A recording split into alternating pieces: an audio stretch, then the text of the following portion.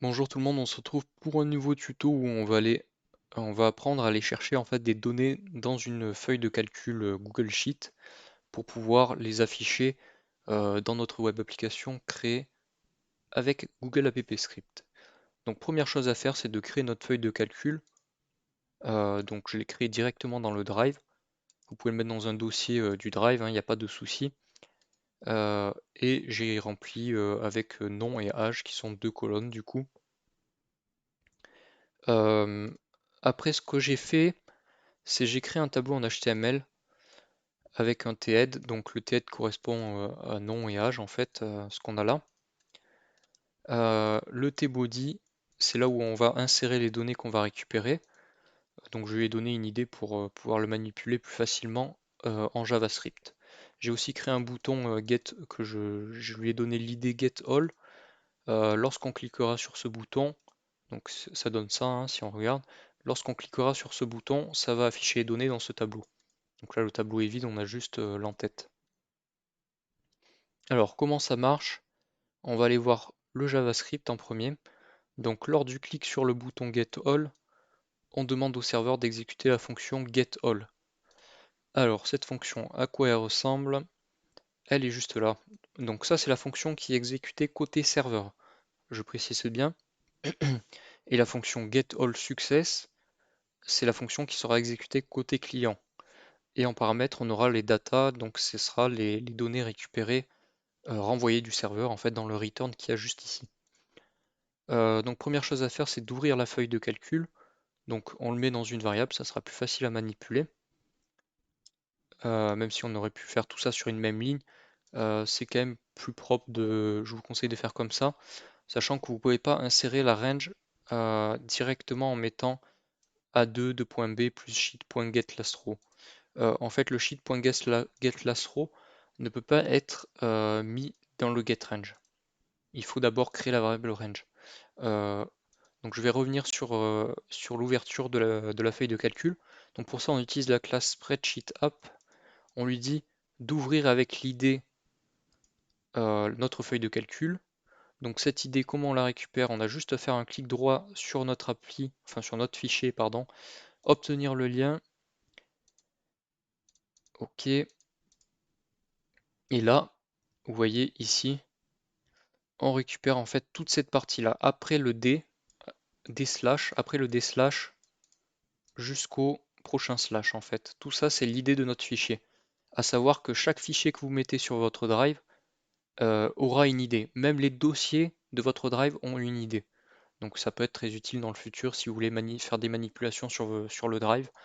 Vous pouvez supprimer des dossiers, supprimer des fichiers, créer des dossiers. Tout ça, c'est tout à fait faisable en Google App Script grâce justement à cette manipulation avec les idées. Donc on ouvre à partir de l'idée, on récupère la feuille de calcul, la feuille, cette feuille-là en fait, là vous voyez il y a deux feuilles, on peut en créer plein, hein. Et nous on a besoin uniquement de la feuille 1 vu que c'est là où il y a les données, donc on lui dit, en fait quand on fait un getSheet, cette fonction-là renvoie un tableau avec toutes les feuilles. Pour lui dire je veux uniquement la première feuille, on prend juste l'indice 0 du tableau, c'est aussi simple que ça. Alors la range maintenant, on la définit en fait comme on définirait une range dans notre feuille de calcul. Donc par exemple, si je vous montre, si je fais un égal A2 2 B3 par exemple, là vous voyez je sélectionne deux totaux jusqu'à l'âge 24. Euh, alors maintenant ce qu'on va faire en fait pour récupérer la range, vu que ça risque d'être édité dans le futur, on va lui dire je récupère la range de A2, donc A2 pour pas récupérer l'entête qui est là en fait, de A2 jusqu'à la dernière ligne occupée. Donc là, en l'occurrence, c'est la ligne 4. Donc ça va me récupérer en fait cette plage de données. Quand je vais vous montrer ici, le sheet.getLastRow en fait va renvoyer 4 si je ne dis pas de bêtises, ouais c'est ça, 4. Donc en fait on aura A2 2.B4. Donc ce qui correspond bien à notre plage de données comme vous pouvez le voir. Donc après, il nous reste plus qu'à return sheet.getRange. Donc c'est pour lui dire, je récupère la plage de données A2B4, range c'est notre variable qu'on a définie ici, et je récupère les données qui sont dans cette plage de données. Donc les données sont renvoyées sous quel format? En fait, c'est un tableau bidimensionnel. Alors, je crois que c'est même du JSON à vérifier, je suis pas sûr du tout de ce que j'avance, mais vous pouvez le manipuler comme un tableau bidimensionnel, et nous, c'est ça qui va nous intéresser dans le JavaScript si on revient. Donc, dans l'ordre, on exécute la fonction getAll. La fonction getAll est bien exécutée, donc le WithSuccessHandler s'active, on va dire, et la fonction getAllSuccess s'exécute. Dans cette fonction, on a mis data en paramètre. Ce data correspond au return qu'on a côté serveur. J'espère que vous avez suivi. C'est pas si compliqué que ça. Donc après, ce qu'il nous reste à faire, c'est une boucle for toute basique.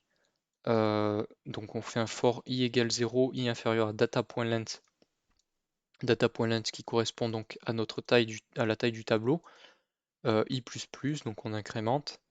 Et après, ce que je fais, c'est je fais un point append en fait. Donc avec un tr, td, data i, ça correspond donc à la ligne. Donc par exemple là, ça sera la ligne 2. Lors de la première itération, hein, je parle. On aura donc la ligne 2 ici. D'ailleurs, je suis en train de me dire, ça récupère peut-être la ligne. Ouais, non, il faudrait plutôt faire ça d'ailleurs. Euh, non, pardon, je réfléchis. Non, non, ça nous renvoie un tableau. Non, non, ça devrait être bon. Ça devrait être bon. De toute façon, on va bien voir si ça fonctionne. Ça sera la surprise. Donc data de i0. Donc i0, ça va si lors de la première itération, ça va nous donner en fait A2. Et data de i1, ça va nous donner B2. Deuxième itération, ça va nous donner A3, B3, A4, B4. Voilà. Et donc j'insère en fait l'HTML comme ça en faisant de la concaténation, donc avec un plus. C'est tout ce qui est de plus basique. Et donc si on teste, on va voir ce que ça donne. Hop, je l'actualise un petit coup vu que je sais pas si, je me souviens pas si j'ai fait des modifs ou pas. Récupérer les données. Ok, on a l'air d'avoir bien récupéré les données. Alors je vais juste vérifier que le tableau soit bien correct, qu'il n'y ait pas des lignes vides par exemple. Euh, donc là on a bien la première ligne, la deuxième ligne et la troisième ligne. Donc on a bien récupéré les données de notre feuille de calcul. Voilà, c'est tout pour ce tuto. J'espère que ça vous aura plu. Dans le prochain tuto, je ferai comment modifier ces données, donc comment aller modifier les données qui sont là ou même en insérer. On voit ça dans le prochain épisode. Sur ce, à plus.